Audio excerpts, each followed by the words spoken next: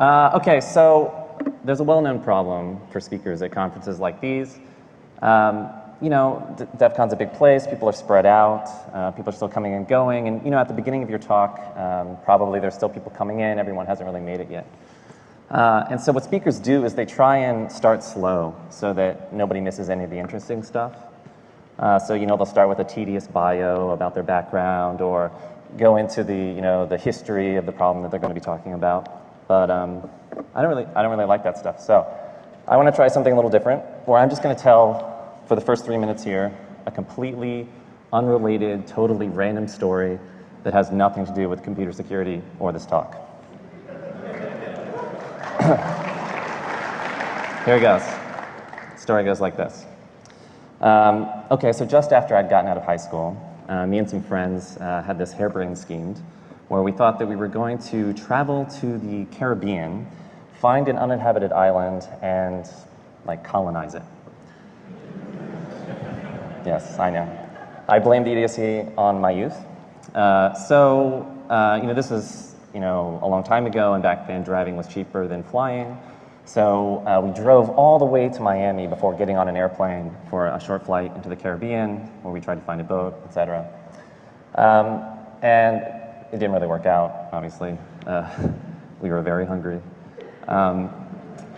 And so then, you know, on the way back, we were driving back up north through Florida, you know, feeling somewhat defeated.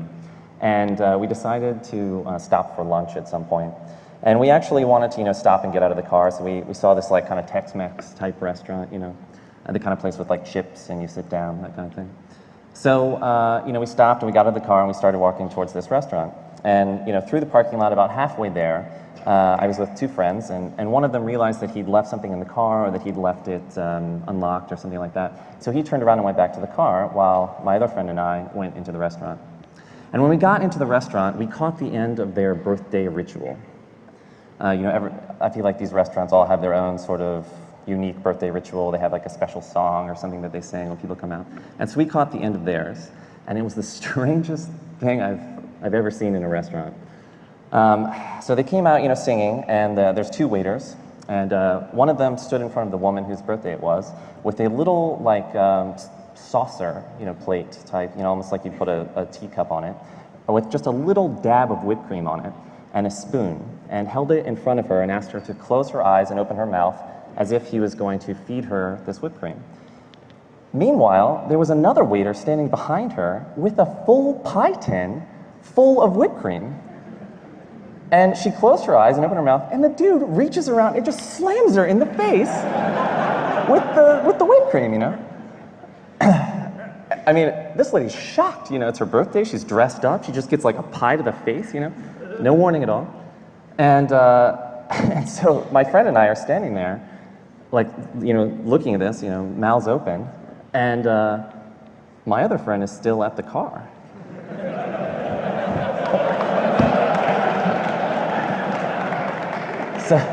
So you know, my friend who's standing there looks at me and says, hey, I think it might be Jack's birthday today. So, you know, we come in and we sit down, and I surreptitiously during the meal get up and go and talk to the waiter. I'm like, hey, you know, it's my friend's birthday today. I don't know if you do anything here. And he's like, oh yeah, we got a thing we do. We'll come out. And so I was like, great. You know, I go and sit back down. We're waiting. And eventually, you know, they come out singing the song and everything. And, you know, our friend is looking a little bit bewildered, you know, and he later confessed that he thought that we had told them that it was his birthday so that we could get, like, free cake or something like that. So he starts, you know, willingly playing along. And they put a little hat on him, and then, sure enough, they do the thing where they, you know, hold the little dab of whipped cream in front of him and closes his eyes. He opens his mouth, and the dude reaches around behind him and just slams him in the face. And, you know, I knew this was coming, so I had one of those disposable cameras, you know, that you used to use back then, you know, and I had it under the table, it was all ready, and so I got him right at the moment, you know. It's just, the look on his face is just pure shock, you know. All right, anyway, I hope that was more interesting than a 3-minute, you know, description of my background. Okay. Let's talk about SSL and the future of authenticity. Really, this talk is about trust. And I want to start this talk out with another story. It's kind of a downer, but I feel like it's illustrative of the situation that we're in. And the story is about a company called Komodo. They're a certificate authority, and according to Netcraft, they certify somewhere between 1/4 and 1/5 of the certificates on the internet today. So they're the second largest certificate authority in the world. And in March of this year, they were hacked. The attacker was able to make off with a number of certificates, mail.google.com, login.yahoo.com, Skype, basically everything that the attacker would need to intercept login credentials to all of the popular webmail providers and a few other services. And so immediately after the attack, the founder and CEO of Komodo issued a statement where he said, this attack was extremely sophisticated and critically executed. It was a very well orchestrated clinical attack, and the attacker knew exactly what they needed to do and how fast they had to operate. He went on to add that all of the IP addresses involved in the attack were from Iran. You know what this means? Cyber. But he didn't leave it at innuendo. He actually spelled it out. He said, all of the above leads us to one conclusion only, that this was likely to be a state-driven attack. So he's painting a pretty complete picture for us here, right? This isn't just a hack, this is war. And who is to blame Komodo for falling under the full assault of a state-sponsored invasion, from a cyber army? And so ironically, it was these statements that really catapulted the story out of the trade press and into the mainstream media. And so a number of reporters called me, and they all had the same question, what does this mean? What can this attacker do? And I said, well, it means they can intercept communication to these websites. And the reporters would say, well, how? How would they use these certificates to do that? And I would say, well, I think there's commercial solutions, the Blue Code and a few other, kind of scary interception devices out there. And I was talking to one reporter who asked, she said, no, what is the easiest way? What is the most straightforward way that an attacker would leverage these certificates?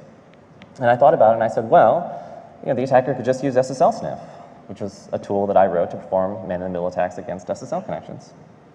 Now, interestingly enough, when Komodo published their incident report, they also published the IP address of the attacker, which is somewhat unusual. But I think they were doing this to, sort of underscore the Iran thing, because this is the IP address is registered to a block in Iran. And so, I was thinking about that reporter's question, SSL sniff and all that stuff. And so, I thought, well, I wonder. So I went and I looked at my web logs for my web server where I host SSL sniff.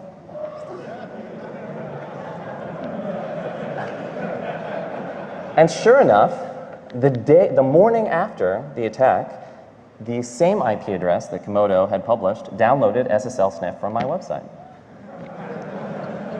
Now, there's some other interesting things in here. First of all, the attacker is running Windows. And also, interestingly, the attacker's web browser is localized to US English. But the most interesting thing was the referrer. So I went back through my web logs and I found the point that the attacker, initially made a connection with my website so that I could see that the website that they had visited before. And so the referrer was a Hack5 video on using SSL strip. For those of you who don't know, Hack5 is sort of like it's like a set of video tutorials that are pretty introductory material for people that are just getting interested in this kind of thing. So just to break this down for you, on one hand, we have the CEO of Komodo saying this is a clinical attack. And on the other hand, we see that the attacker is literally following video tutorials on the internet. I mean, maybe that was a great video. I don't know. I haven't watched it yet. It could have turned him into a clinical attacker. I'm not sure. And then there were a number of other sort of embarrassing searches that led them to my same website and again throughout the day. So I caught the Google search referrers, which were things like SSL protocol, man-in-the-middle, how-to, IP tables, pre-routing. Apparently he was having some trouble setting up their IP tables.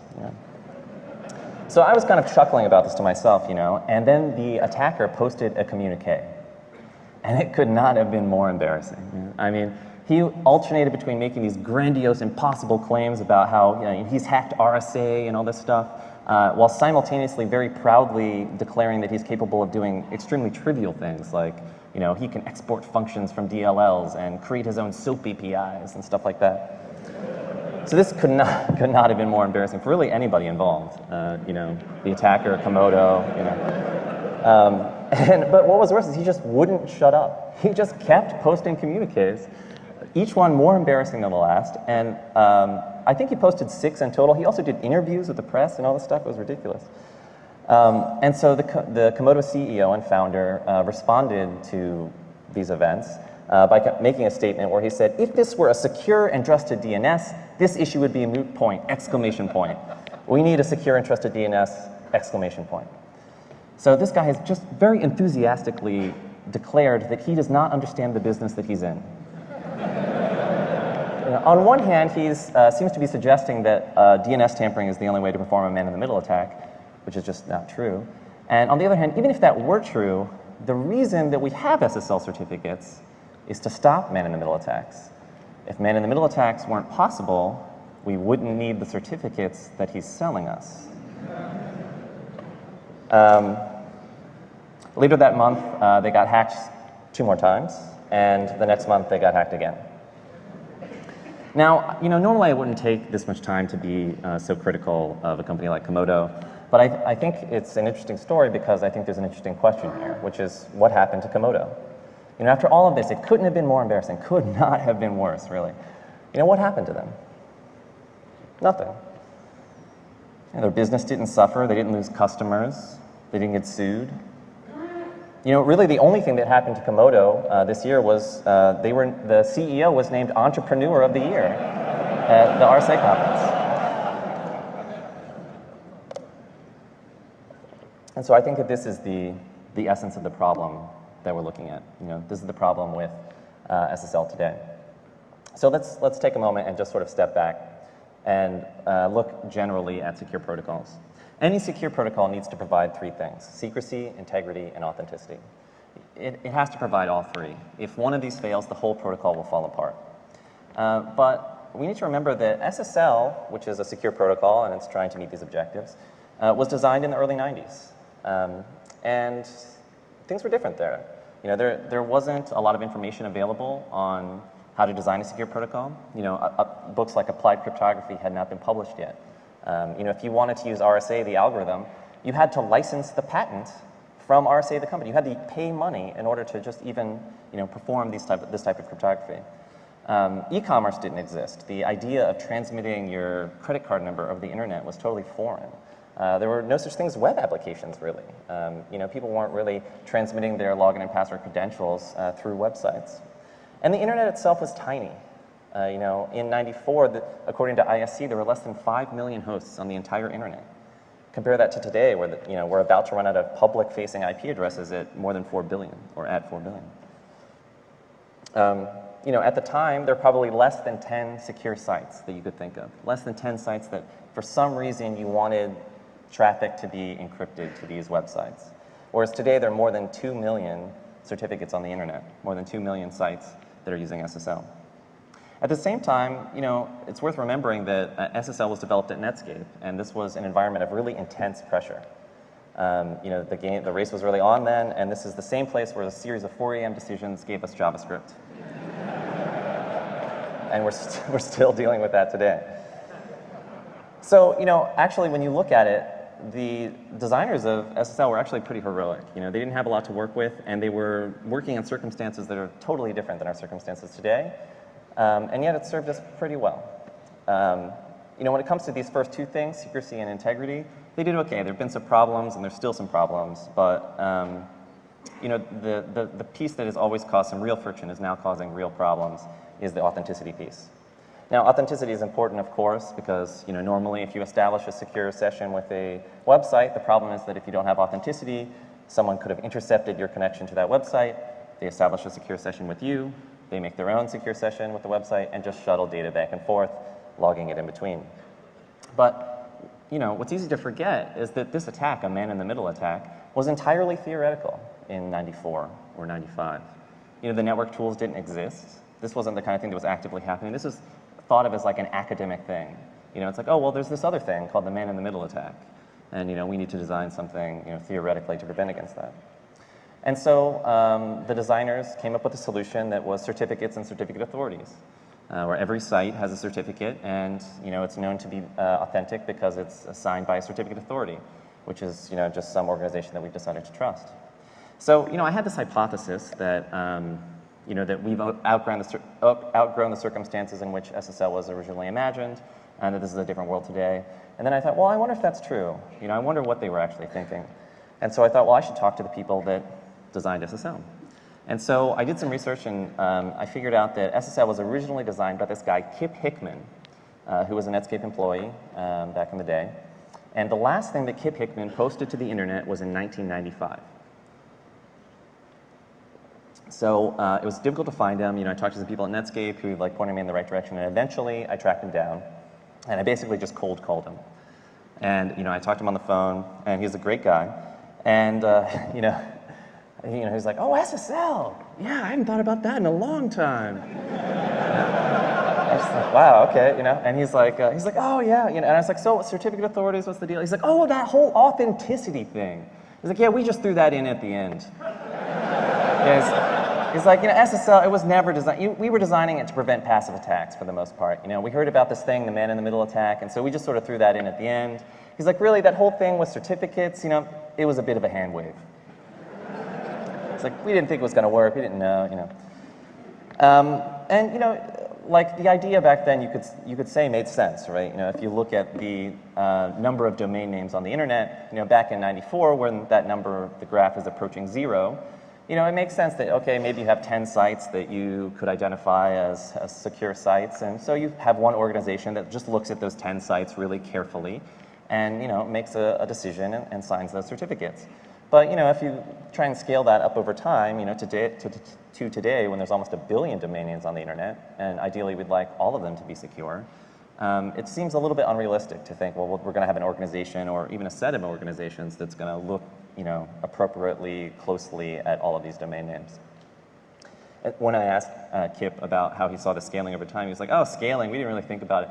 He's like, "You got to remember, at the time when this was designed, Yahoo was a web page with 30 links on it." He's like, "That's what Yahoo was." I was like, "Oh, okay, yeah, that's different."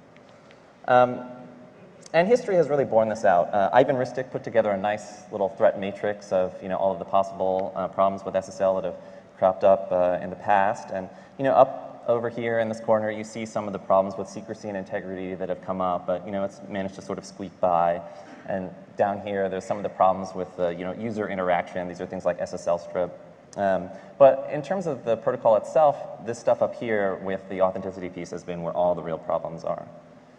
And I think, looking back at the Komodo thing, the lesson from these events shouldn't be that this was cyber war, because I think pretty clearly it wasn't, but that this is happening every day. That's the real story. One of these domains that the attacker got, login.live.com, I mean, we should remember that Mike Zussman got this just by asking for it. He didn't have to export functions from DLLs or create his own SOAP APIs or whatever, He just sent in a request, Eddie Nig got Mozilla.com with no validation at all, just asked for it. VeriSign issued a code signing certificate for Microsoft Corporation to attackers that are still unidentified. They were never discovered. I mean, this kind of thing happens all the time. Just recently, I needed to get an SSL certificate, so I went to this website, ssLinabox.com, straight to the bottom of the barrel. And, it's one of these things where you have to create an account in order to, submit anything. So I go to create the account, and when I click, create, it just logged me into someone else's account. It's like the web app was broken, And I was like, well, fuck, I'm not even trying to hack this. I just want a certificate, So, I logged out and I tried to create an account, and it logged me into someone else's account. And every time I did it, I just got a different account, It's just like. And the thing is, it's like I didn't even bother emailing them about it because, I'm sure that they don't even care, right? There's this certificate authority that published the key to their certificate in the public directory of their web server. This is a certificate authority. And the thing is, you could kind of understand, I mean, not really, but you might be able to understand how it's possible that someone could have made this mistake. But it's still there. You know, it's not like we're like, oh crap, you know, and like removed it. It's since 2009, the key to the certificate has been available for the public. You know, Starcom recently got hacked. We don't really know what happened. And, you know, you don't even have to hack anybody. Like, if you've got the money, you can just buy a certificate authority. You can get a CA cert from GeoTrust. I think it's 50 grand. Anybody has 50 grand to spend? You get your own CA cert, intercept all the communication on the internet. I really like their iconography in the top right corner. Because it really is, you know, it's just like, we're giving you the key to the world. You know, they're not hiding anything. And what if this were a state-sponsored attack, this whole Komodo thing, you know? I think it's worth realizing that the only reason that Iran would have to hack a certificate authority in order to issue certificates is because they don't have a certificate authority of their own. But, you know, many other countries do. The EFF put together an excellent project called the SSL Observatory where they scan the internet and they put together a map of all the countries in the world that are currently capable of issuing certificates and thus intercepting secure communication. And it looks like this. I mean, I don't know if you can see, but way out in the middle of the Atlantic there's a little red speck. That's Bermuda. Bermuda can issue certificates. So I think the good news is that the vibe around this sort of thing seems to be shifting. From the old vibe of total ripoff, which I think was just the general perception of certificate authorities, to the new vibe of total ripoff and mostly worthless. So there's been a lot of talk about, you know, moving forward and replacing certificate authorities with something else. But I think that if we're going to do that, it makes sense to really accurately identify the problem and, you know, figure out what it is that we're trying to solve so that we don't end up in the same situation again. Now, there have been, I think, a few sort of general perceptions of what the problem might be. The first is people look at the EFF SSL Observatory data. So the EFF scanned the internet and they put together a graph of all of the organizations in the world that are currently capable of signing certificates. And it's a lot of organizations. In fact, it's 650 different organizations are currently capable of intercepting communication. And so I think one simplistic reaction to this is just to say, well, the problem is that there's too many certificate authorities. There's just too many of them. What we need is fewer certificate authorities. But I feel like this might be a little simplistic. Like, for instance, remember when there was only one and they could charge as much and do really whatever they wanted? And if part of the problem here is really a scaling issue where we've gone from maybe 20 secure sites to 2 million secure sites, and ideally we'd like 1 billion secure sites, it seems like less is not really the answer, right? If anything, we would want more organizations that are capable of being on the ball here. Another kind of general perception is that there's just a few bad apples, that most of the certificate authorities are cool, and there's just a few certificate authorities that have given the whole thing a bad rap for everybody else. But I don't know if this is true. I think that if you look closely, there's really nobody here that does not have dirt on their hands. Even VeriSign, back when they were the only game in town, at the same time that they had a business issuing certificates and securing communication, had another section of their business where they were managing so-called lawful intercept services for governments. So the same organization that we had entrusted to secure our communication was also simultaneously making money by intercepting secure communication. And I think if you look closely, there's really nobody here that isn't similarly distressed. Another idea is that it's a scoping issue, right? That the problem is that the authorities are all in the same scope. So, for instance, today, 2 authorities who can sign certificates and thus intercept secure communication on the internet are the Department of Homeland Security and the state of China. And so there's this idea, well, the problem is that the DHS can sign Chinese sites and China can sign US sites. And really, if we just separated the scope, and China could only sign sites in China and the Department of Homeland Security could only sign sites in the United States, everything would be cool. And while this might be an improvement, I feel like it's kind of a low bar. I think there are plenty of people in China that probably don't trust the state of China to certify sites even within their country. And likewise, I feel like there are plenty of people in the United States who don't trust the Department of Homeland Security to be certifying their communication either. So in order to answer this question of, what is the problem, I think it's a good idea to look back at the first question, what happened to Komodo? Well, nothing happened to Komodo. But why? Why did nothing happen? What could we have done? If I decide that I don't trust Komodo, and I don't, the very best thing that I can do is remove them from the trust database in my web browser. I could say, okay, they are no longer a trusted authority. The problem is that if I do that, somewhere between a quarter and a fifth of the internet just disappears, totally breaks. I can't visit those sites anymore. And sure, I could take an ideological stance to never visit those sites again because they're mixed up in the Komodo cabal of whatever. But really, there's no appropriate response. And the thing to remember is that this is as true for browser vendors as it is for you or me. You know, a browser vendor cannot remove Komodo from their trust database because they're just going to be breaking somewhere between a quarter and a fifth of the internet for all of their users. They're in the exact same situation that you and I are. The truth is that somewhere along the line, we made a decision to trust Komodo. And now we are locked into trusting them forever. And I think that this is the essence of what we're looking at today. That we can boil down all the problems that we've had with certificate authorities to a single missing property. And I call this property trust agility. The idea is that trust agility provides two things. One, that a trust decision can be easily revised at any time. That there are plenty of people that say, oh, Moxie, don't trust anybody. But that's not true. I mean, there are plenty of organizations that I could identify today that I trust to secure my communication for me, But what seems insane is to think that I could identify an organization or set of organizations that I would be willing to trust not just now, but forever, regardless of whether they continue to warrant my trust and without any incentive to continue behaving in a trustworthy way. The second property of trust agility is that individual users can decide where to anchor their trust. And this could be the same thing as saying individual browsers can decide where to anchor their trust. And I think this is important. Right now, there's this idea, there's a scoping problem, that VeriSign and Komodo are in the same scope. And that, well, if we just separated the scopes, then if VeriSign did something particularly egregious, a site like Facebook could switch to a different certificate authority, and this would actually have some significance because VeriSign would be unable to continue signing certificates for Facebook, which is currently not the case. But, I think, if it's been a struggle to get websites to deploy HTTPS or SSL to begin with, it seems a little bit far-fetched to think that they're going to continue making really active decisions in our best interests. And what's worse, in this increasingly globalized world, it doesn't seem like it's really possible to make one trust decision for everybody.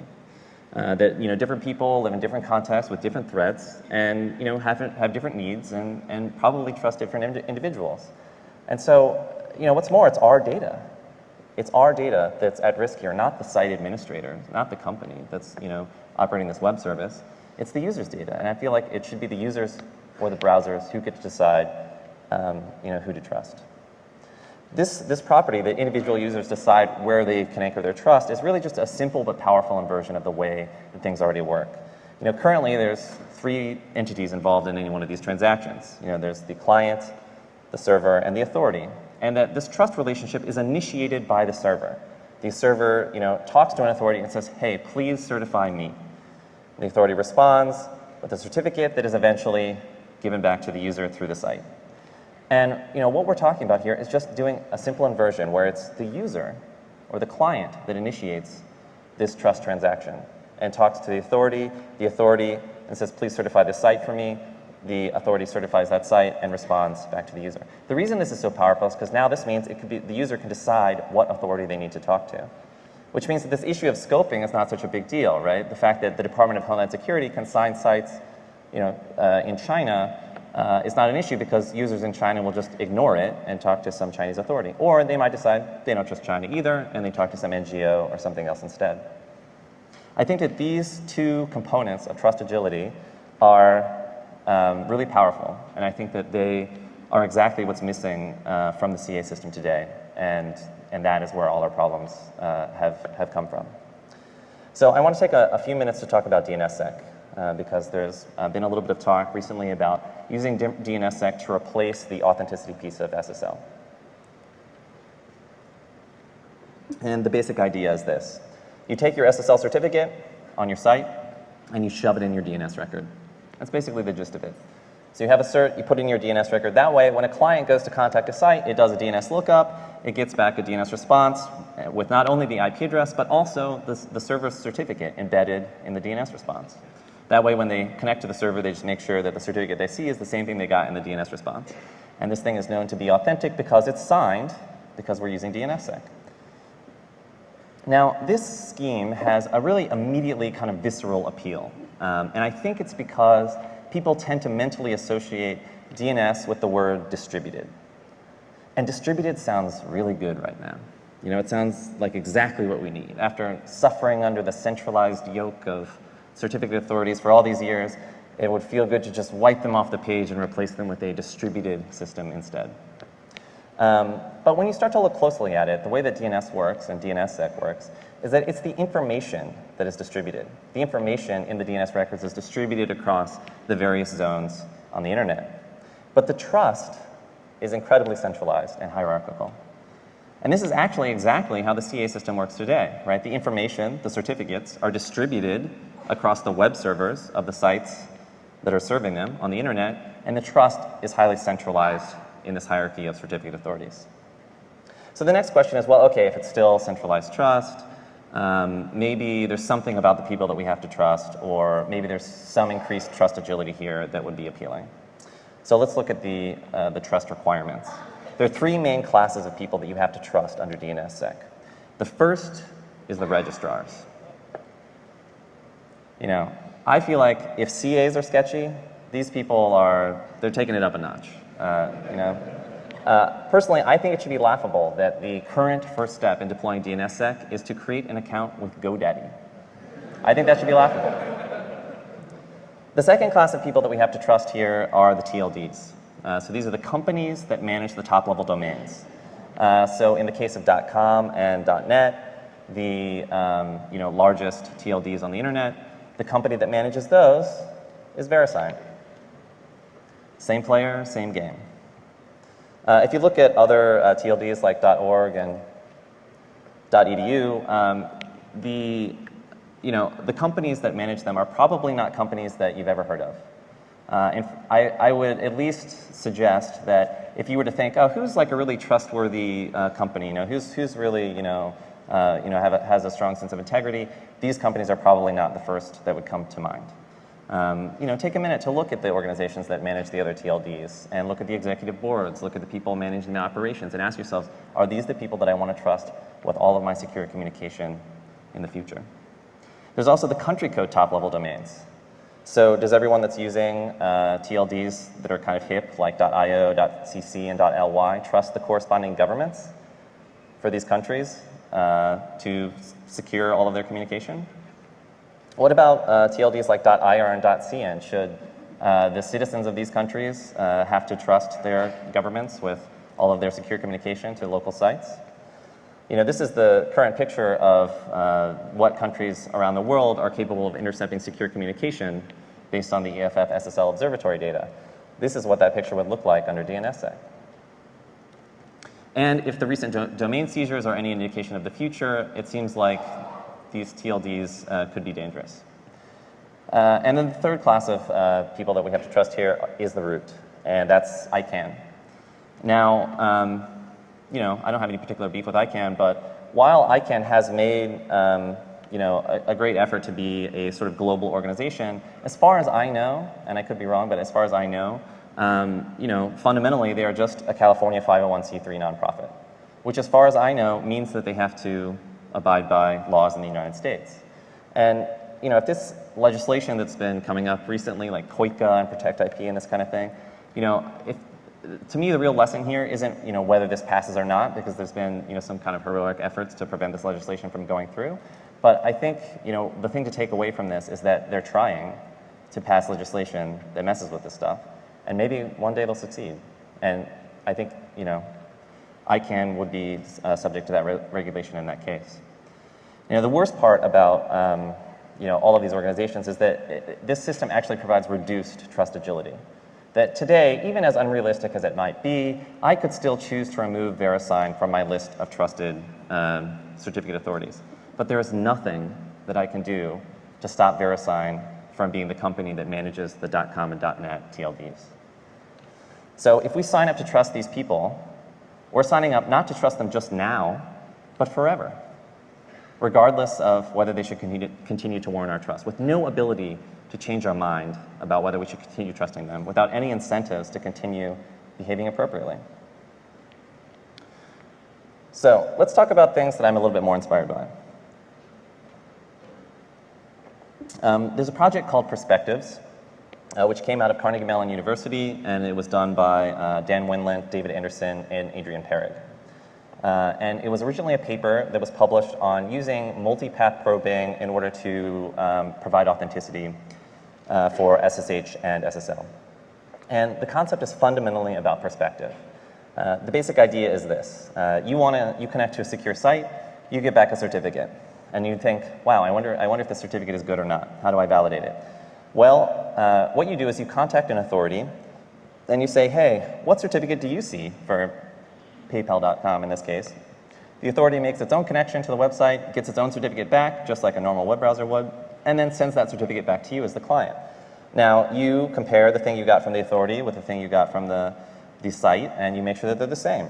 And so what you're essentially doing is you're using some network perspective to get a different view on the same site. That you have a different network path from wherever the authority is communicating from. And we call these authorities notaries. And you don't have to talk to just one notary. You can talk to any number of notaries. And they can be distributed around the world, so they each have their own unique network path to the same destination. You're essentially building a constellation of trust.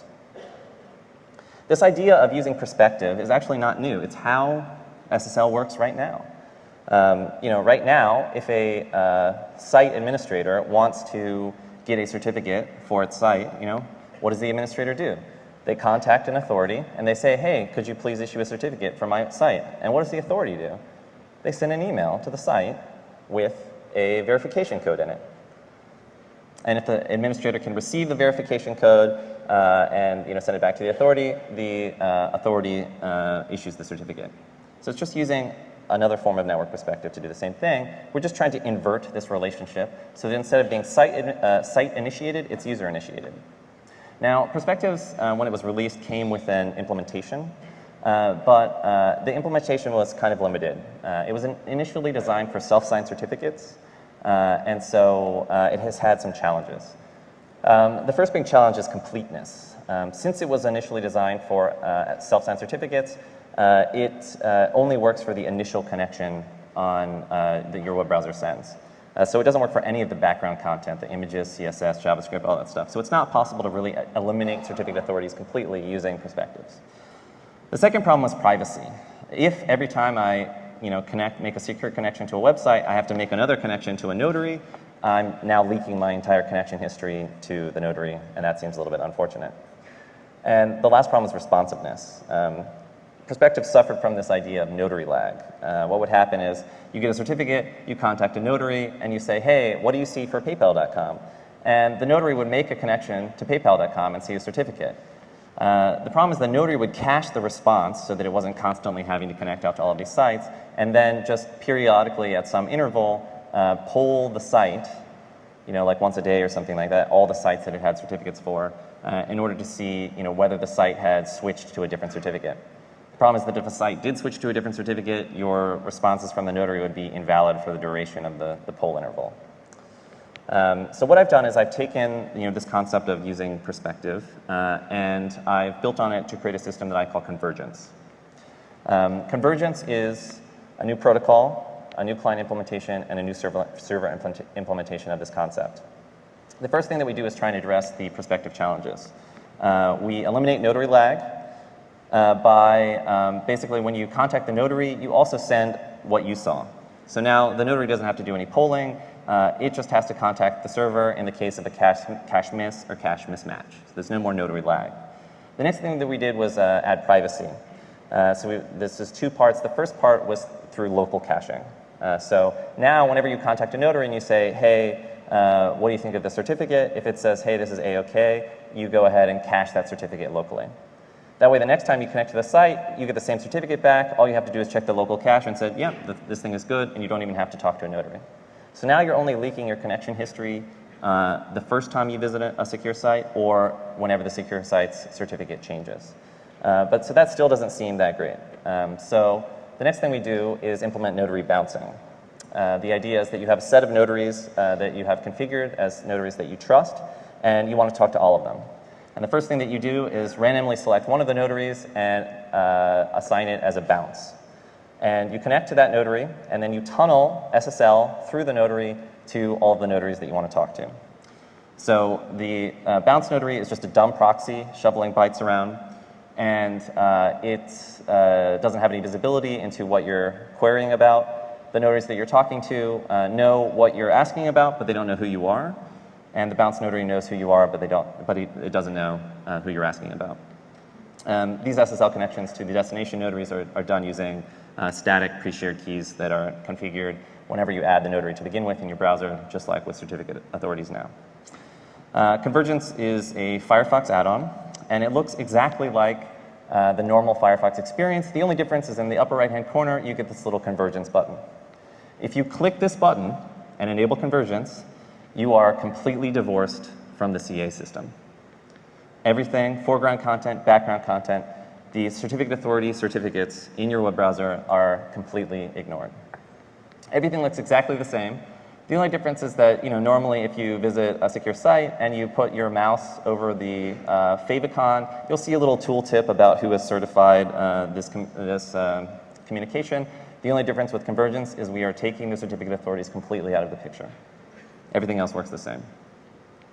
The notary implementation is available free, open source. Anybody can run their own notary. It requires very little resources, and it's designed to be extensible. The protocol is a REST protocol, and the idea is to design a protocol that supported a number of different backends. So by default, the default backend for the notary is to use network perspective. But you could write any number of other backends for the notary. For instance, if you like DNSSEC, the notary could do DNSSEC to validate the certificate on the back end. It wouldn't have to use network perspective. If you're crazy, it could use CA signatures to validate certificates. You could even use notaries as front ends to other services, like a notary front end to the EFF's SSL Observatory, which the EFF has volunteered to run. And you can configure notaries that do different things. So you could have a set of trusted notaries. Each one does a different thing. And the convergence implementation also has a threshold that you can set on what percentage of the notaries have to agree in order for things to be secure. I think the default is consensus. So what this means is that in the current CA system, you have some number of certificate authorities, and if one of them is a bad actor, you're completely out of luck. And we're inverting that here, where the more authorities that you have, the more notaries that you configure, the better off you are, because it means that all of them have to be in cahoots to misbehave and intercept your SSL communication.